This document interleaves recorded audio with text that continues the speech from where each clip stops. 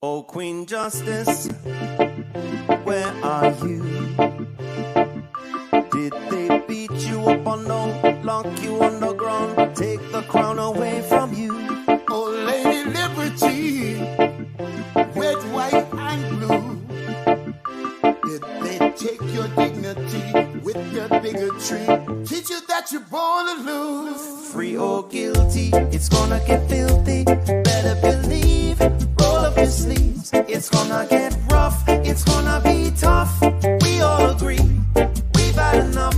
We've had enough of all the rules you break. We've had enough of all the money you make. We've had enough. No more life at stake. We've had enough. This is a proclamation. It's been 400 years and we're 400 late. Together we stand from state to state. Going back in time won't make America great.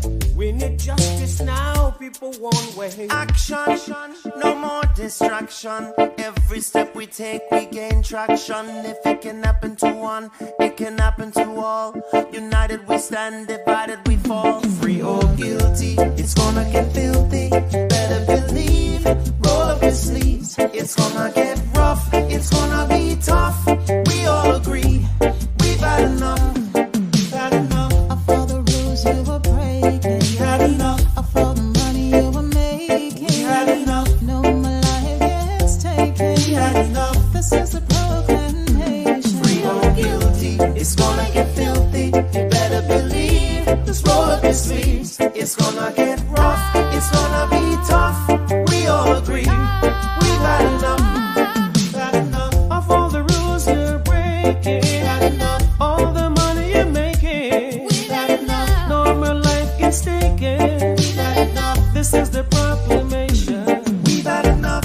Trayvon Martin and Tommy Rice. We've had enough. Michael Brown and Eric gonna pay the price. We've had enough. Philando, Breonna, George Floyd. What? We've had enough. So many gone. How can we fill the void? How can we feel? We've had enough. John Crawford, I know you've heard. We've had enough. Sandra Bland, come on and take a stand. We've had enough. Sean Bell, what the hell? We've had enough. Freddie Gray, did you hear what I said? We've had enough. This is a proclamation.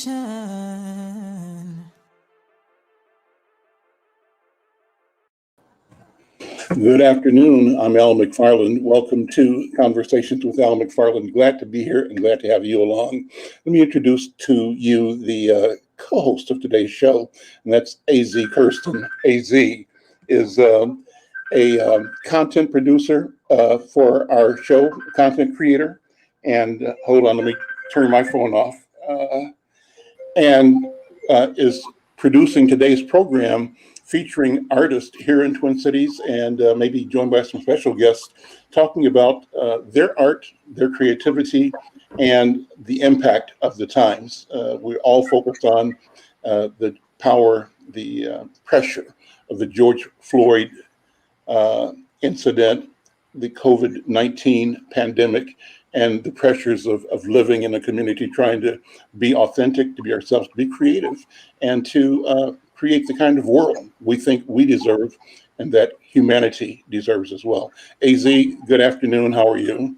I am good, Al. How are you today? I'm well. Take a minute to introduce yourself. You take a couple of minutes and just speak to our KFAI audience and our audiences nationally at Black Press USA and in the region at McFarlane Media, Inside News, YouTube pages, and Facebook pages.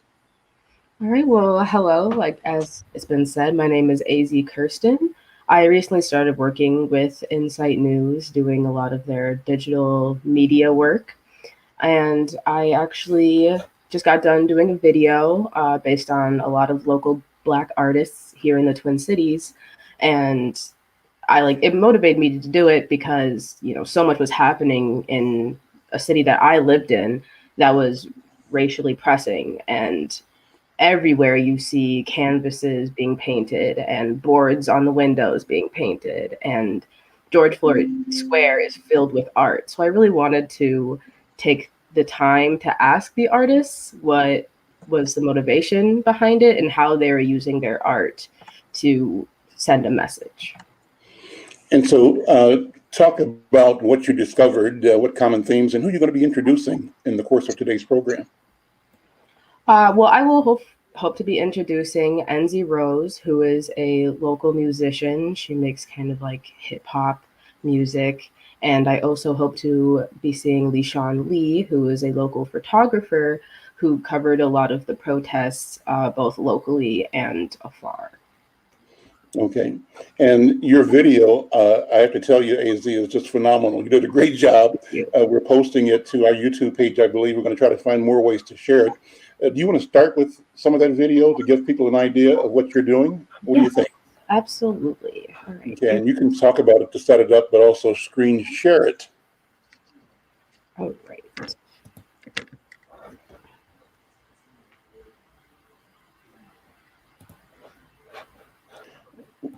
And while you're setting that up, we've got some other friends on the call as well. One of my colleagues, Al Flowers, is here, and we're joined by some of the people in his network that are creating change in our community. We'll come back to Al Flowers in a few minutes, so let me know when you're ready, AZ. Yes, of course. All right.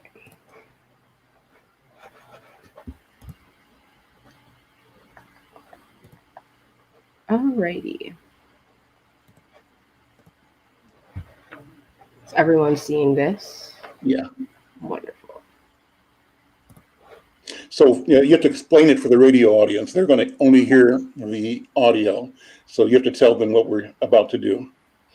All right. So in this video is, I'm just going to show a portion of it where we talk about the hopes for the future as far as like what was to come after the Chauvin trial, because the verdict had not been out yet when this video was made. So it was really just talking about how art was motivating our hopes and how we used it to express ourselves and express what we want to see in the world with the verdict and the change that was to come after it. So what's on the screen, again, for the radio audience, is a still shot of George Floyd Square, I believe, and the type on it says, "What are your hopes for the future?" This video is called Artist Take on Chauvin Trial, and it's created by AZ Kirsten. So go ahead and play a few minutes of it, AZ. All right.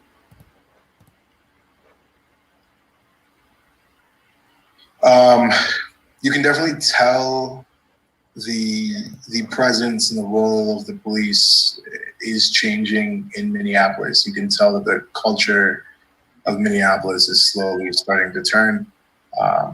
It's hard to fully see the effects because of COVID, and I think in the year following, we'll see more reform and we'll see more change.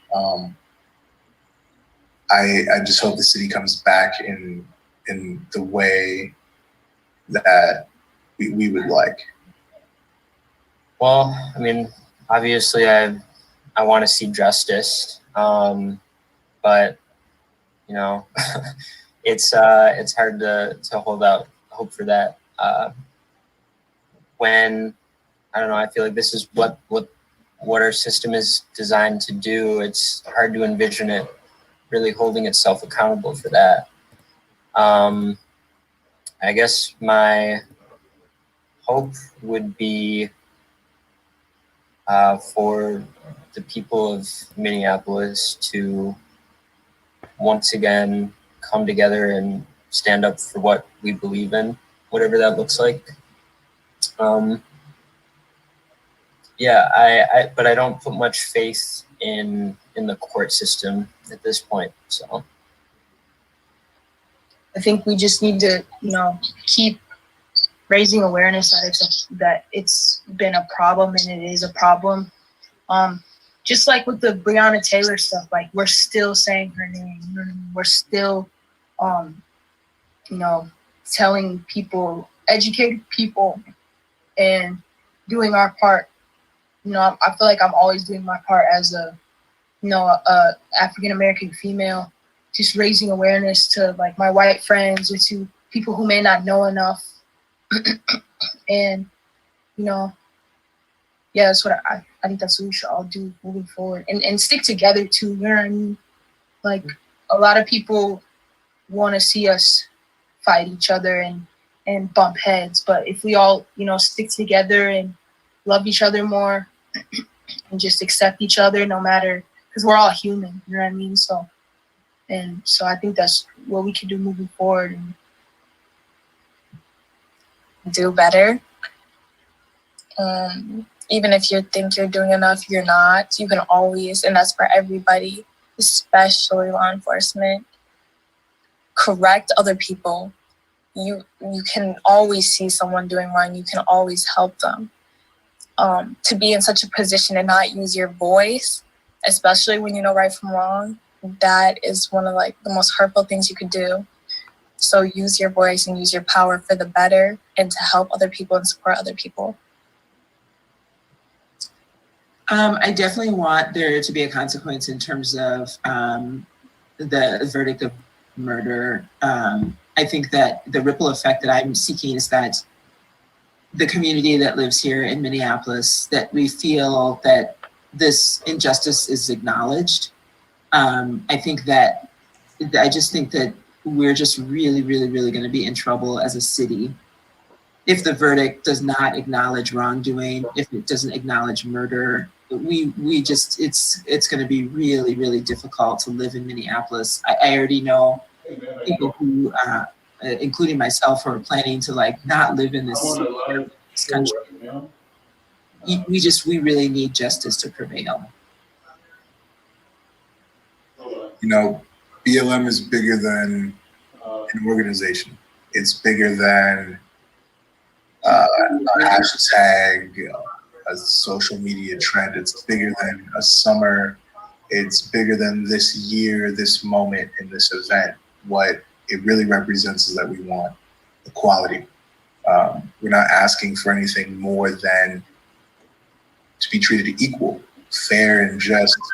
And I don't think that's a tough ask. I don't think that's unreasonable. I just encourage anyone, police officer or not, to understand that it's not just about the organization. It's about equality for not only us, but for everyone. You know, our lives need to matter so that everyone's life matters.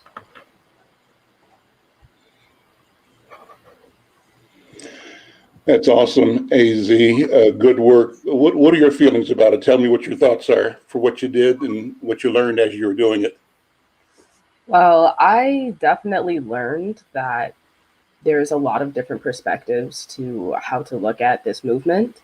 And I feel like a lot of the times anger is expected because it is such a, like so much hostility was being put against us that I feel like we were expected to respond with like the same amount of hostility, which I think is what they showed in the news with like the very first night of like riots and stuff like that. But quickly following that day, there was like nothing but peace and unity and community. And so much of that was brought to us by the art that we see everywhere. It's literally what's, I feel like, been connecting both like the Minneapolis, St. Paul. It's kind of hard to see where you are because everywhere you go, there's boarded up windows, but there's also art and spoken word and messages everywhere. So I definitely learned that so much expression is going through it, not just in the movement and the protests, but every day in everyday lives and all the way through the city. So it was really awesome to see people coming together and seeing such a hateful event bring us closer rather than push us away. I'm Al McFarlane. This is Conversations with Al McFarlane. Great to have a show today. My co-host is AZ Kirsten. She's produced a marvelous video that you can see on YouTube talking about artist reaction to the Derek Chauvin trial. And so some of those artists are here now. AZ, why don't you and Kelvin bring them on? And we have other guests on the program as well. We'll ask them all to join and have this be a what I call robust and rich conversation. And AZ, I'm going to have you introduce the artists that you've brought in today.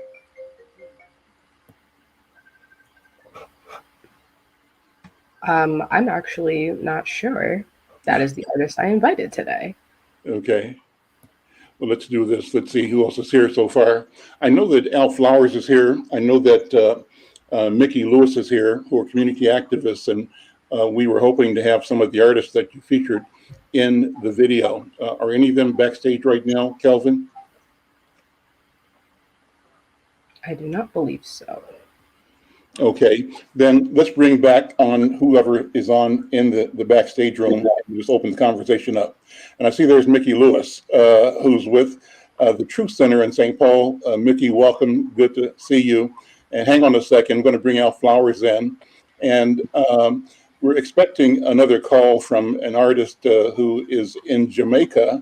Phil McFarlane is with a band called Earth Cry. He's a cousin of mine. I've invited him to join the conversation to give another artist perspective. And if other artists who are in that video show up, just bring them onto the program when they come in. AZ, let me ask you then to just say more about the impact that these artists had on you as you were listening to their stories. And what do you think, as a young artist, as a young creative, the challenge is, and what is the opportunity? Where do we go? And what does the challenge ahead mean for all of us, and especially for you as a young person and as an artist, as a person who thinks and feels deeply about community and humanity? What does it mean right now for you, AZ Kirsten? Well, what it means for me, especially like after getting to talk to some of these artists, is that it really helps to know the people around you, to be able to pave your way through it.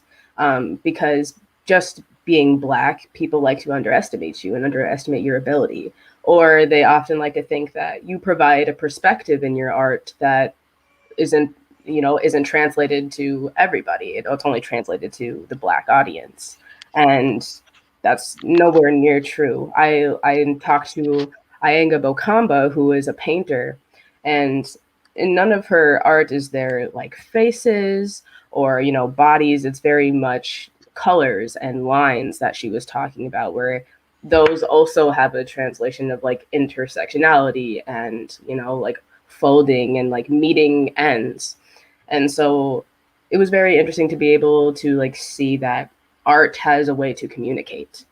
And as someone who's very passionate about communication and very passionate about art, finding a way to use the two together to create a message, to create a story, I feel like is very powerful. And in the artists who, got to witness and be part of such a big movement, it helps a lot to be able to have an outlet to express yourself, or have an outlet to express to others, and to give them a perspective they don't always get to see. So I feel like with video, I am able to do that in its like purest form, where it's happening live, it's happening now, and I get to record it in its actuality. And so being a Black artist and being able to do that, I feel like allows a lot of openness to the community. It allows a vulnerability with the community to allow our perspective. And so I feel like that's definitely the biggest thing I've learned while being able to interview all these great artists. Well, wonderful. Keep up the good work, and let's count on more of that coming from you, AZ. Hang out with me for the rest of the program, if you would, because I've got a couple of people that value your perspective, your energy, and both are responding to your generation. Let me say that from where I stand as an elder, I'm in my 70s. What I have lived for is to experience this conversation with you. And your interest and your capability, your ability, your genius mean everything in the world to me, because it's that expression that will move our people forward. And not only our people, or yes, only our people, because our people are all the people on the planet. That's the hour I'm talking about. It's a grand vision of humanity.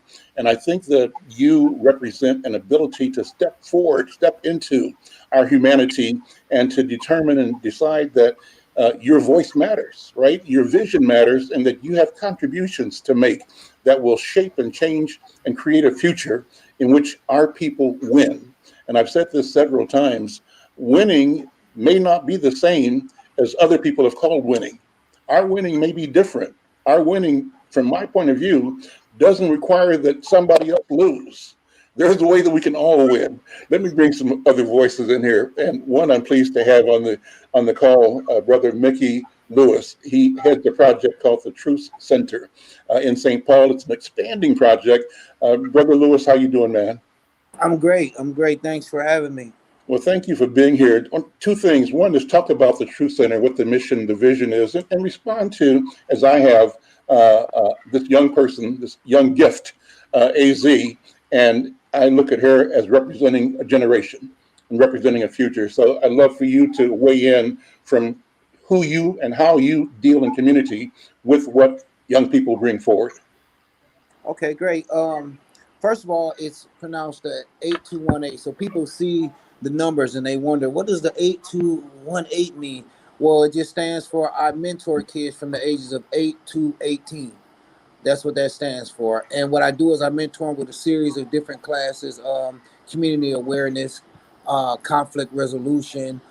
Primarily, it's just classes. It's just the things that we, being older, had to learn the hard way that we want to turn back around and teach these kids, not to learn it so that they don't have to experience it the way, some of us had to.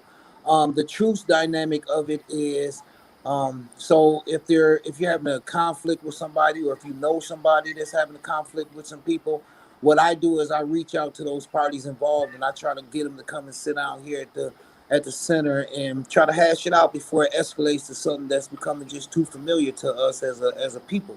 The last dynamic is it's an African American museum, so when you come in, you can take a trip around and people come and they take tours of this place, and it's just where they can see some of our history. We can see some of the people that have put in such hard work to try to get us where we, want to be in time as a people, but, have showed us that as long as you fight for your dreams and your goals, that you can be successful.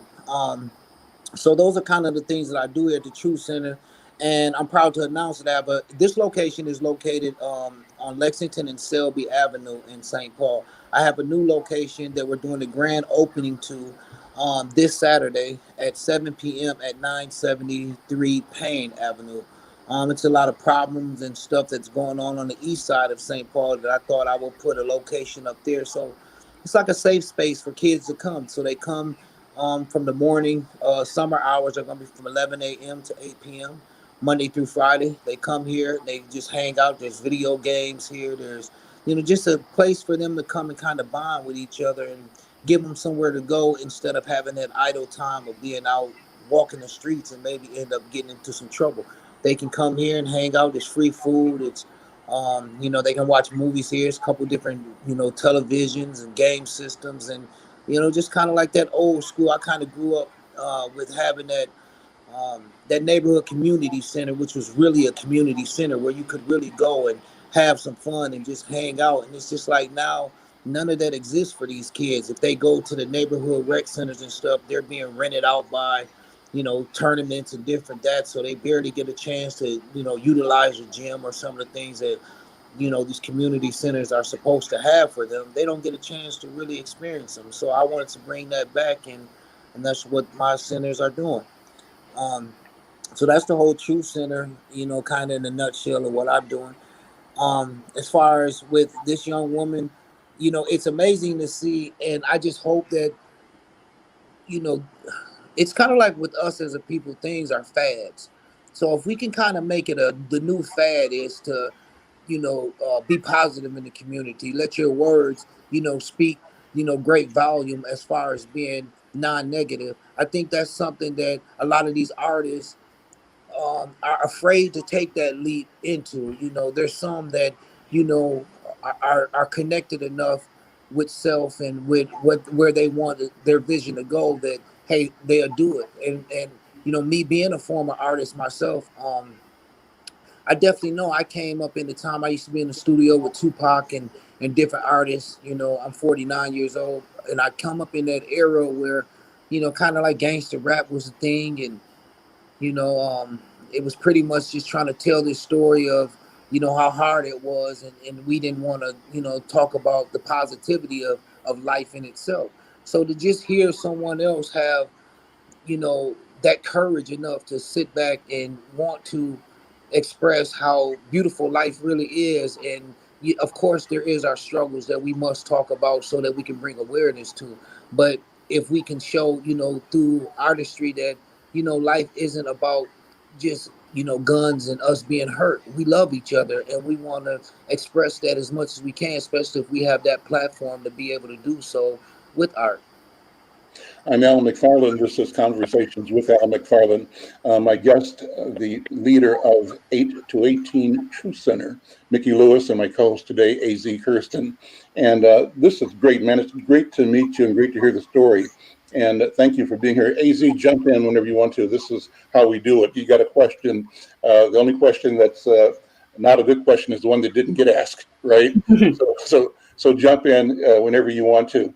You know, I'm thinking as you're speaking, Brother Mickey, that I want to hear more about your artistic evolution, what you did as an artist in the rap era, the gangster rap era.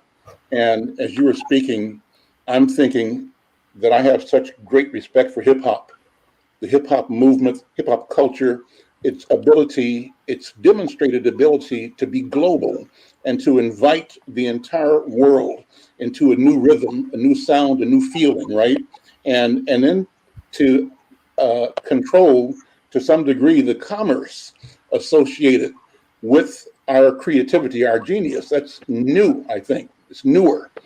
And so then the question becomes, how and why did gangster rap emerge the way it did? Was it a turn to the left or turn to negativity and away from the positive energy and implications of do for self that I thought hip hop, epitomized? What are your thoughts? I'm kind of rambling, but what you're saying just brings me so much to talk about. So I want to bring it out for you. Well, hip hop was a way for us to express ourselves through storytelling and rhyming words together, so that you could kind of just get a groove and kind of have a feel, and give a person a little glimpse of life in itself, or just being able to show a talent. That, I guess, that's the essence of like real hip hop.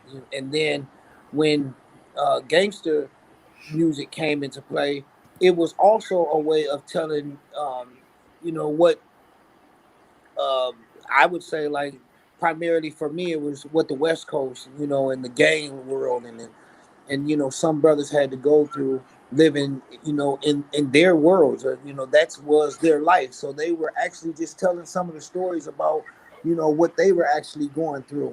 And I think that as time went on, it became um, it became kind of like a fad or a survival instinct to replicate toughness and to show that you could stand up to anything or anybody, just even if that meant doing something negative to that person and using whatever, by any means necessary, and I think that's what that's what ended up happening. And it's just crazy how that genre of music has just took over the hip hop side of it in influencing us, as a people. And now once you mix that with, drug use and, so many different elements from, no fathers at home and, being raised certain ways and whatnot. I think that's just the the pot just cooking itself for us as a people to continue to spiral downhill. AZ, how does that sound to you from the perspective of a 20 something, your generation, your cohort? What do you think? I feel like it definitely makes sense. I grew up listening to old rap, and then as I grow older, still listening into the new rap. And I feel like a lot of what we have is the disconnect between like the actual message that they're sending and like the sound people want to hear. Because I feel like lately people really like, you know, the music with a lot of bass and like it's fun to listen to.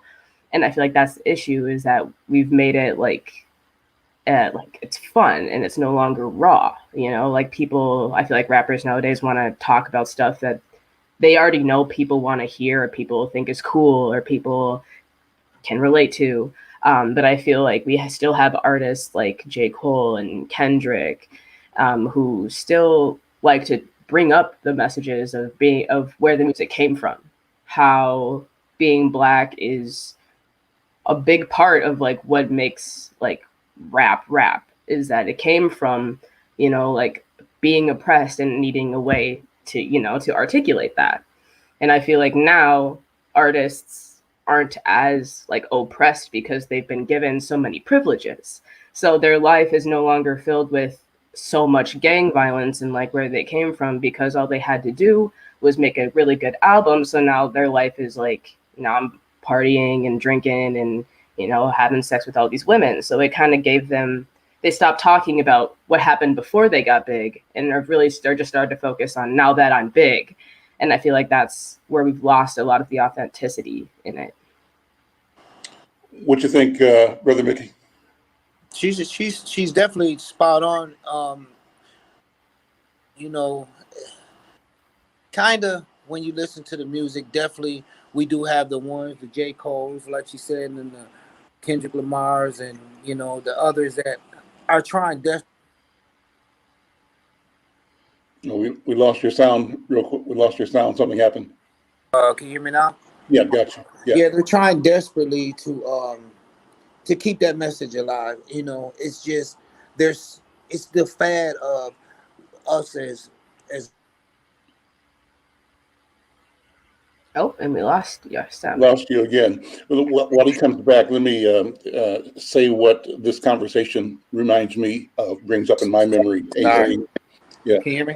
I do now. But let me finish the story here. While just in response to what you and AZ were saying, I'm thinking about the transition, my transition from liking, say, calypso music to liking reggae.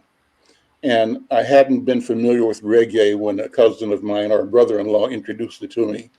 But I was kind of aware, like everybody else in the world was aware of Harry Belafonte and Deo Deo, Banana Boat Song, things like that, and this general feeling for this light, lifting, you know, lilting, Caribbean, happy Jamaican, happy Trinidadian vibe that all that music carried in it. And then my friend or my brother-in-law brought me over this record, and it was probably either Bob Marley or one of the earlier versions of the maybe, you know, super reggae superstars. And what I heard for the first time was this booming bass. You mentioned the question of bass, right? And so the bass itself turned the music inside out and upside down. And it seemed like, my comparison is this, that the beauty of Calypso was that it described a flowery, beautiful, lyrical existence, but it did not reflect or allow you to appreciate the foundation of it. And reggae music, by distinction, focused with the bass and the drum on the heartbeat, right? And the bass and the drum, in a sense, connected to your own body and to your walk and to your stand and how you feel as you stand. And it made you feel like your own body was rooted in the earth, just like that music was showing and saying. So that was a big change in the culture, a change in the music. And the change meant from this is in my generation, the niceness of Calypso, very polite, very courteous, very funny, very light, you know, entertaining, to the seriousness of reggae. And reggae was telling me until the color of a man's skin is of no more significance than the color of his eyes, there's going to be war. The message was a message about fighting and a message about putting on a war footing inside our culture and in the world, and to rebrand ourselves through our music. And that's what I believe reggae did. And I think what reggae did is what hip hop has done as well. They kind of came through the same time. Brother Mickey, does that make sense to you? My understanding, my awareness, what do you think? Yeah, definitely to a certain extent. It's like I think the elevation of it seems like violence, whether it's television shows or movies, and all that played into where we are now with music. And I think that just like if you're on Facebook or the internet or whatnot, you can show something positive, and that doesn't get as many shares and likes as if you show two people fighting or a person being shot down or something like that. It's like we've been you know kind of conditioned to accept being hurt and wanting to see you know us continue to be hurt. And that's the fight. That's what it's about. It's trying to show us in a different light. Let's start to see us in a different light. And we need all those outlets, especially music. Music is one that the movement that I have with trying to be an activist to kids or just in my community, and that us as people, that's might be one of our strongest fights against is our own music and how we continue to depict ourselves through it. And Mm. I think that until we can finally as people maybe stop supporting some of the ones that continuously um, make record after record that just talk about how to continue to harm ourselves, whether it's our mental, whether it's our bodies, our temples, and each other. I think that that fight for us as activists or people that um, cliche woke or whatever you want to say. I just think that is going to be that's our fight right there, is within our own self and our own people. And music is one of the top boxers. If we call it fighting, music is one of our top fights. Yeah, go ahead, AZ. Comment, feedback, thoughts. I have a question when you're done. I what you were saying made me think of Nina Simone Mm-hmm. and how her music has been, I feel like, revolutionary for me because I got to see almost like the timeline of like the Black struggle through a lot of her music. So I'm thinking about early Nina Simone where she was talking about, Blackbird, why do you want to fly, Blackbird? You're never going to fly. And then now we got to the point where it's I'm feeling good, where it's Yeah. like, and that's where we got to what her music and music in general kind of got us through. Was in the beginning it's hard, like this is hard, like feel my pain. And then we finally got to a point where it was like, I hope you feel my pain, but I don't have to hold on to that pain because I'm feeling good. I am good and I am comfortable in my Black skin. I am happy in my Black skin. And before it was Black skin always felt like it was a shield, that was very penetrable, where it was like we used it to like emulate like strength, but that emulation of strength was needed because underneath we are so vulnerable as being a Black person. So I just feel like music has been able to, in art in general, has been able to showcase how we've gotten from that to now we're feeling good. And so I feel like it's really important that music keeps that up because we still need that feel good. We still need to feel good. We still need to be happy in our skin. We still need to know that no matter the struggle, no matter what we go through, our skin will never be what tears us down. It'll only be what gives us strength. And we need as much representation of that as possible. When you think of Nina Simone, I've got a favorite song that I play of hers that just makes me smile. It's funny, but it also speaks to this protest orientation that I have coming out of my generation. If you're familiar with the song Pirate Jenny, do you know that song by any chance? Do you know that one? Are you familiar with that one, Brother Mickey?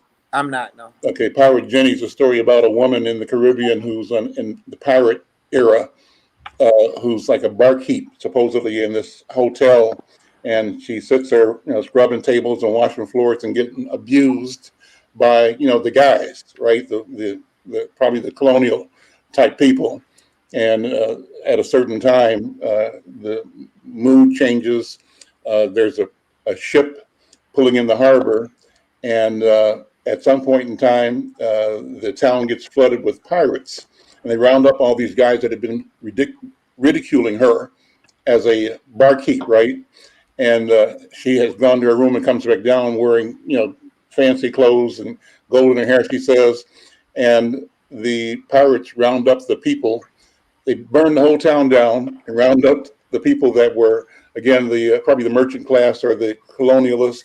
And they brought them to her and said, shall we kill them now or shall we kill them later?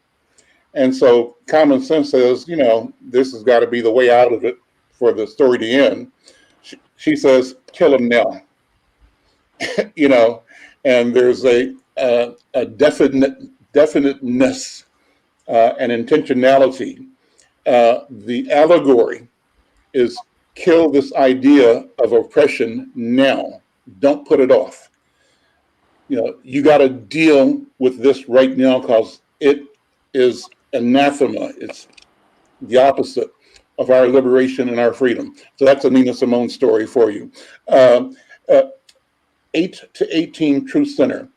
So tell me how the 8-year-olds right now are coming to you, are presenting themselves. What's in the context of this conversation?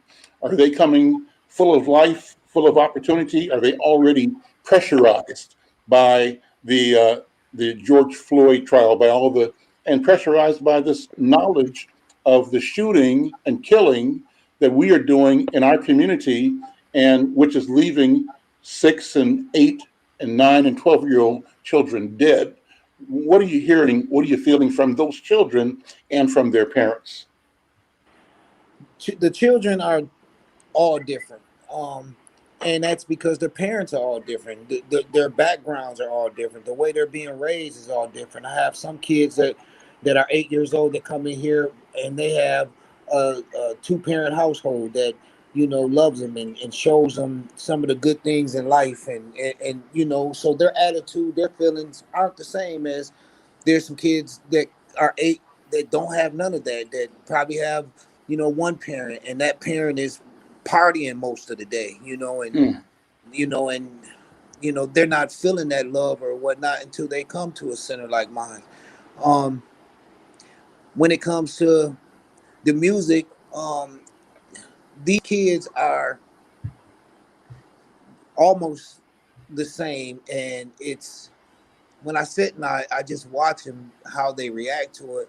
These kids, they're kids, so 90% of them don't understand what lyric they're singing, what it means. They don't even really know what they're saying. They just know that, hey, I got a friend that's singing or saying this, and hey, this is what we say, and this is what we do, and so I sit and I watch them, and it's kind of hard because last week I had a Memorial Day for the kids celebration out at the park, and it was all about the kids. So I had a DJ out there that played music, and I just watched how it was so hard for this DJ to play some music that was appropriate for these kids. It almost was none. These kids are, the music that you play for the kids are the music that we listen to, just with the cuss words cut out. And is that sending a message to these kids? Is that growing these kids up angry? Is that growing these kids up wanting to participate in the violence in which this record is telling them is appropriate for them to do, or it's cool for them to do? I mean, it's a battle, and these kids are they're all over the place. Like, you have some kids that they understand the Breonna Taylors and what has happened with the George Floyds, and they understand it. They feel that for a brief moment, but then when they get back to their norms, when they get back to their friends or whatnot, all that is being wiped away from them, because their norm is to kill, kill, kill, hurt, hurt, hurt.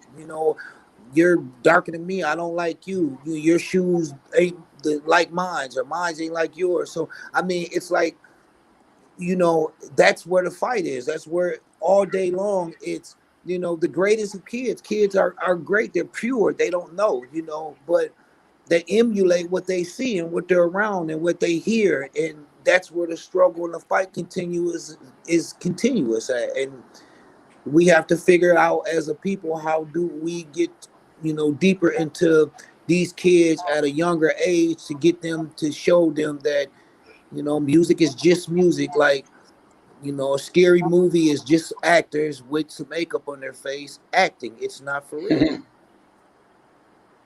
That's amazing. Yeah, because they take it to this is reality, and it's not at all. I was out watering my lawn this morning, like at around 5 o'clock, 6 o'clock daybreak, right? And then across the street from where I live in North Minneapolis, there was a guy on the phone. It might have been a young kid, I'm guessing. He's like maybe half a block away from me, but he's cussing on the phone, talking to somebody, and there must have been a beef between him and somebody. And there's a woman with him across, leaning. They're both leaning on a car. He on one side, she on the other side, but he's talking about fight, fight, fight to somebody on the phone. And I'm presuming that he had an argument with either the woman's boyfriend or man, or could have been, I don't know who it was. But the thing looked like people saw themselves in a movie and they were simply acting out some parts that they felt they could do. That's kind of how I looked at that. And it seems to me often we walk around playing music and we have this thing in our minds that everything is a soundtrack, and we have bought into this notion of fantasy, and we can't separate fantasy from the practicality of reality, the right now-ness of what we have to do and are doing just to be ordinary, just to be decent, ordinary people. And there's pressure on us to be different. Let me ask you about resources. 8 to 18, providing direct services to children and to families. How difficult is it to resource your organization? And what do you need? What should people who are listening right now know to help direct resources to fund your organization and organizations like yours, work like yours? Because I think that too often we don't get the appreciation and the support we need. Al Flowers has been in and out of the conversation, but he always quotes me. My famous quote is, they get the money, we get the misery. And so too often white people are able to organize a way to study us and to look at us and to admire the problem and spend a lot of money doing it, and then kick it down for the next generation to admire the problem and spend a lot of money doing it, but they haven't solved the problem. If they had solved the problem would not exist. The problem's solution, I believe, Brother Nikki and AZ, is within us. If we are associated with the problem or perceived to be the problem, we must be seen and project ourselves as the solution to the problem as well. So what do you need from our listeners here on KFAI, from public and private, corporations, individuals, people, to be aware, to support your work, your vision at the 8 to 18 Truth Center? So I have, since I opened about a year and a half ago, I received a small grant that is long gone.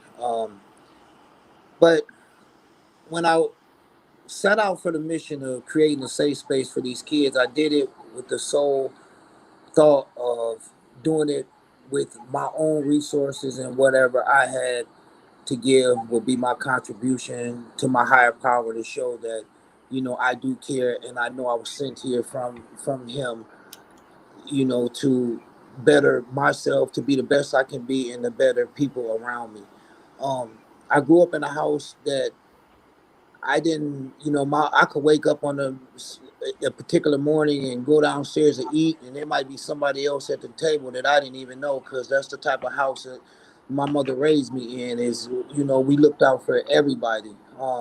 She taught me how to take uh, a loaf of bread and a pack of bologna meat, and you know, make as many sandwiches as we could. And if we had more people, we cut it in half, and that made more sandwiches. So when it comes down to it, my resources is just as long as I can keep a roof over this head, over these kids' head, and some of them packs of bologna meat and bread, we're gonna make it work.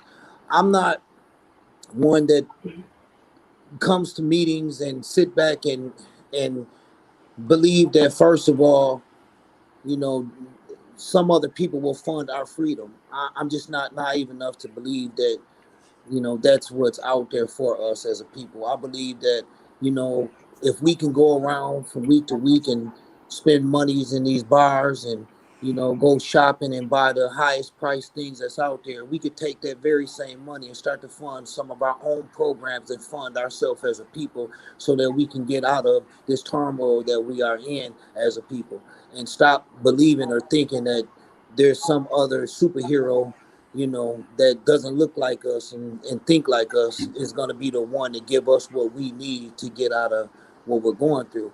I'm not going to come to and beg and ask for this or that. When it comes to my organization, I just ask if you want to donate, you do what your heart tells you to do, whether that's monetary or whether that's, what some bags of chips around here for these kids to snack on when they get a little hungry.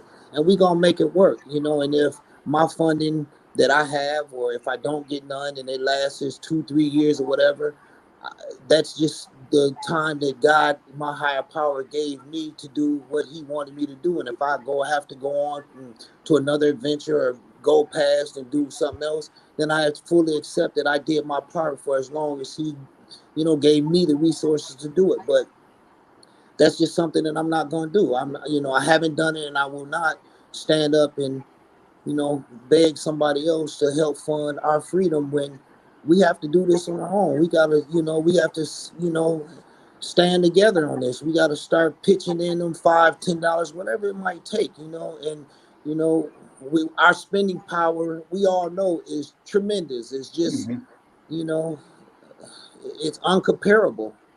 But we need to get a hold on what we're spending it on. And if we really want change, and to me, as many people as we have, whether it's marching or we have that's upset, when something happens to one of us, as many people as we have as a people that are doing these things, I don't see why organizations ain't flourishing with money themselves if everybody that claims they care really care. To me, you ain't got to be Einstein to figure it out, but I don't think as many people care as they claim to. So What I actually really like about your Truth Center is the fact that you provide a lot of opportunities, not just for the children, but for people who feel like they want to make a change, like to donate or to, be mentors. And I feel like that's a big part of what's going to shape this future is letting kids know they have opportunities. I think that was such a big conflict growing up for me, was that I felt like all the opportunities weren't even accessible to me. I feel like they were far away. If I wanted to film, you had to go to California. If I wanted, to go to college, I'd have to do X, Y, and Z first before I even got that opportunity.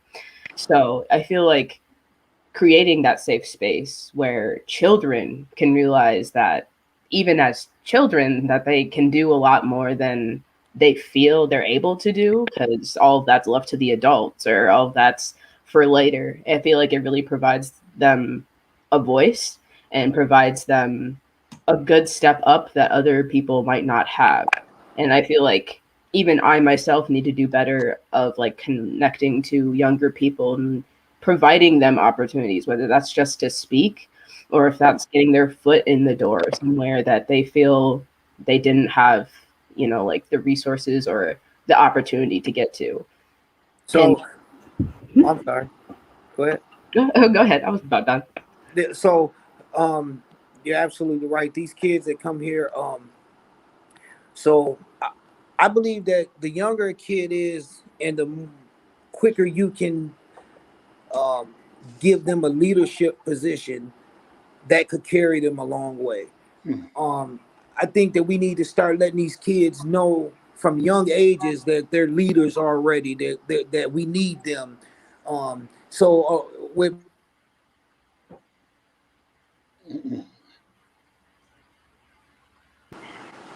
No, go Can ahead. you hear me? Yeah. Yeah, So at yeah. my centers, I do things like I need one of the kids. They're in charge of sweeping, so that's their first job. So they work for me. They make $5. I mean, hey, for a kid, whatever. There's one they clean off the table. So I take this small space and I make them feel as if I need them. Like, you know, um, I need you to be here because I need these tables done. That teaches responsibility and accountability while he comes back.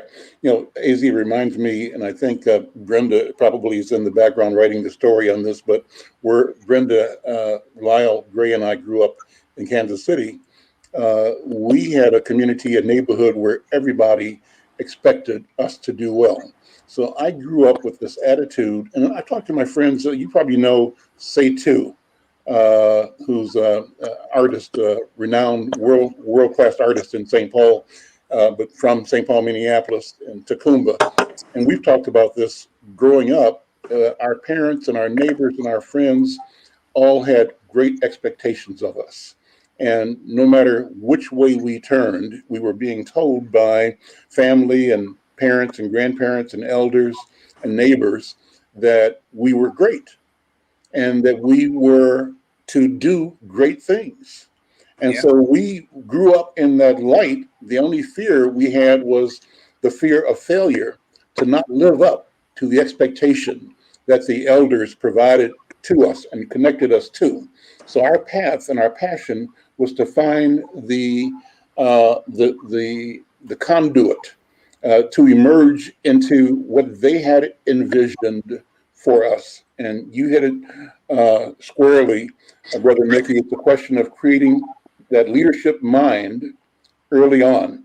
And I call the entire conversation, I describe it this way.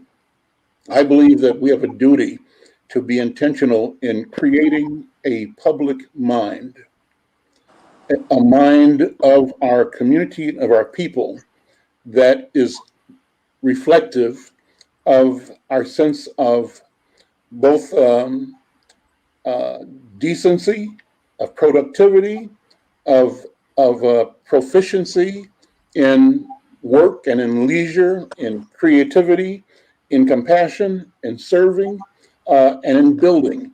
We have to shift the dialogue, change the narrative, and the narrative that must flow from our intention is a narrative that in itself is a pathway to our collective greatness.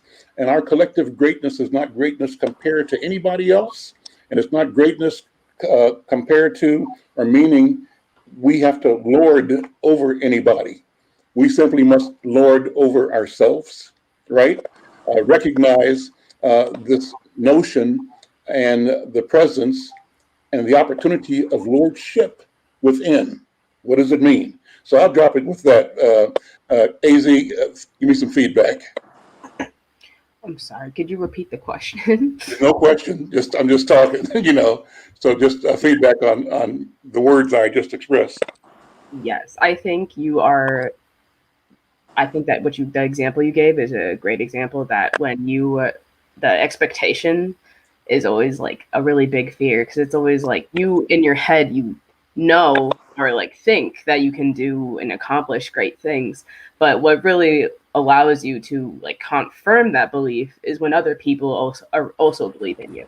And so being surrounded by a community of people who are trying to uplift you and giving you a voice and giving you a purpose, I feel like that is really what's going to drive people are just the leadership of tomorrow to, only be better and better as it keeps going, like that's the point, is to really improve are the conversations of all ages and all people to be able to make everyone feel like that they have purpose, they have a reason, and no matter what the obstacles are, they're going to achieve it.